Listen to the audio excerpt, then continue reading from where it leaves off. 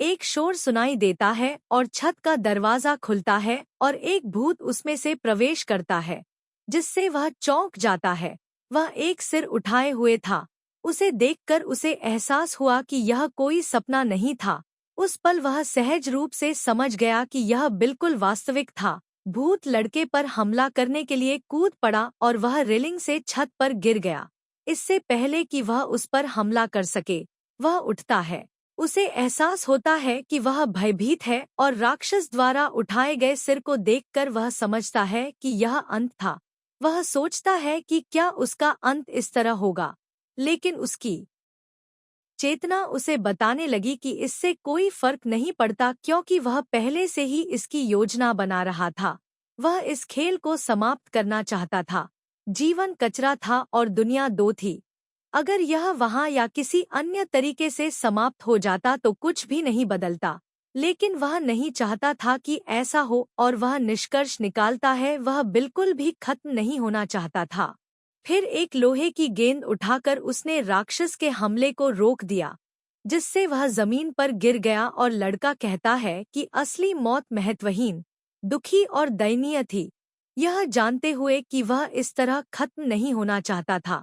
इसलिए उसने राक्षस के हमले का और भी अधिक विरोध किया। इस बात से अवगत होने पर वह चिल्लाना शुरू कर देता है कि वह मरना नहीं चाहता था, क्योंकि वह पहले से ही ऐसा नहीं चाहता था। इसलिए वह लोहे की छड़ को पकड़े हुए रहता है और भूतों को उस पर हमला करने से रोकता है। मनुष्यों की एक अवस्था होती है जिसे जोन के रूप में जाना जाता है, चाहे कारण कुछ भी हो। एकाग्रता अपनी सीमा तक पहुंच जाती है और वह अपने शरीर और मन पर नियंत्रण की एक आदर्श अवस्था में प्रवेश करता है। इस बात को ध्यान में रखते हुए लड़का किसी तरह गोबलिन की टांगों के बीच प्रहार करने में सफल हो जाता है और उसे जमीन पर गिरा देता है। कहा जाता है कि जब कोई जोन में प्रवेश करता है तो उसे अपने चारों ओर की दुनिया पूरी स्पष्टता से दिखाई देती है और वह सहज रूप से सबसे सही निर्णय ले सकता है। राक्षस जमीन पर गिरा हुआ था और लड़के ने लोहे की छड़ से उस पर वार किया। रूडो ने गोबलिन को जमीन पर पड़ा देखा और वह यह देखकर हैरान रह गया कि उसने क्या किया। वह घबराहट में उल्टी कर देता है और निराशा में चिल्लाने लगता है। अब तक जो जीवन वह जी रहा था वह वास्तविक नहीं था। इसीलिए अपने दिल की गहराइयों से उसने पहली बार महसूस किया कि वह जीना चाहता है। तभी वह किसी की आवाज से जागता है जो उससे पूछ रही थी कि वह कैसा है। जैसे ही वह उठता है उसे एहसास होता है कि वह मिशी थी, जो उसके जीवित रहने के लिए उसे धन्यवाद दे रही थी। मुस्कुराते हुए वह कहता है कि उसका सिर बहुत ज्यादा खून बहा रहा था, जिससे वह थोड़ा चिंतित हो गया था। तभी उसकी नज़र मकुरी पर पड़ती है और वह उसे पहचान लेता है।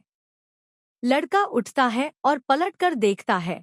तभी धनुर्धर आर्चर उसे अधिक मेहनत न करने की सलाह देता है। फेंस के पार देखते ही वह देखता है कि पूरी शहर आग की लपटों में घिरी हुई थी। अपने चारों ओर नजर दौड़ाने पर वह कुछ छात्रों को देखता है जो हारे हुए और निराश बैठे थे। उनमें से तेता, ती और एआर भी थे, वही गुंडे जो उसे पीटते थे। लेकिन अब वे सब डरे हुए और चिंतित थे कि आगे क्या होगा। तभी साकुरा कहती है कि यह सब असंभव है। वहीं मामा, जो उनकी पीई शारीरिक शिक्षा शिक्षक थे, ने अपना हाथ उसके कंधे पर रखा और कहा कि वे सब एक साथ रहेंगे, वह उनकी रक्षा करेगा और उन्हें सुरक्षित रखेगा। फिर भी लड़की चिंतित दिख रही थी। इसी दौरान बाकी लड़कियों ने टिप्पणी की कि वह लड़का उसे अजीब नजरों से देख रहा था और उन्हें उस पर दया आ रही थी।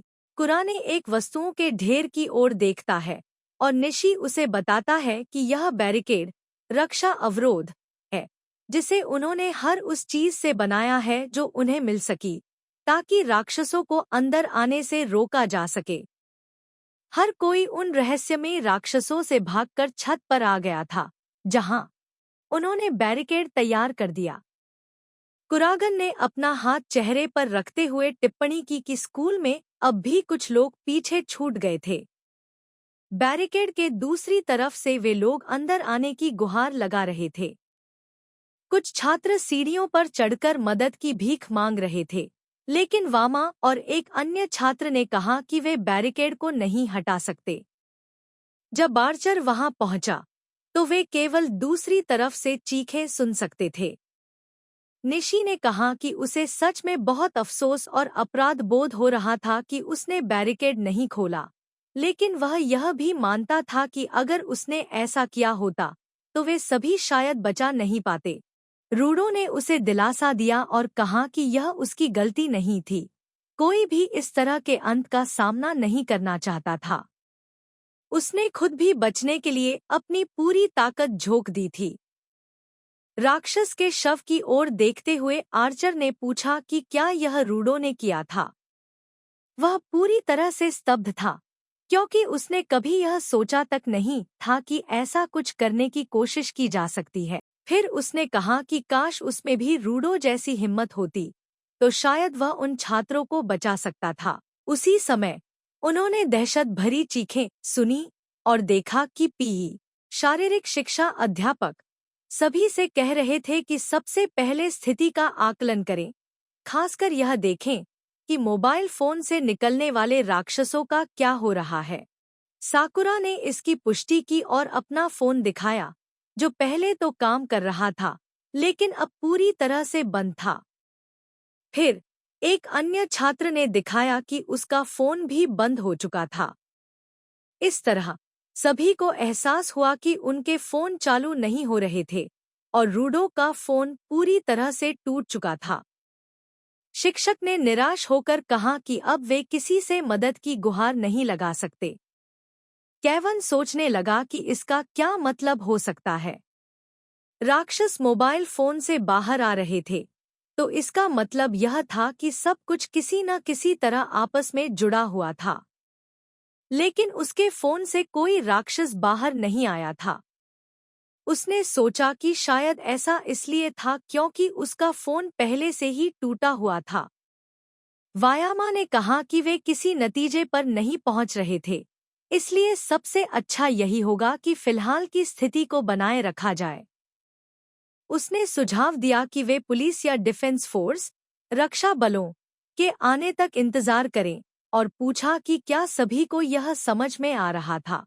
तो गाइस, आज का वीडियो बस यही तक ही था। अगले वीडियो जल्दी आने वाला है, तो लाइक और सब्सक्राइब करना मत भूलना। मिलते हैं नेक्स्ट वीडियो में।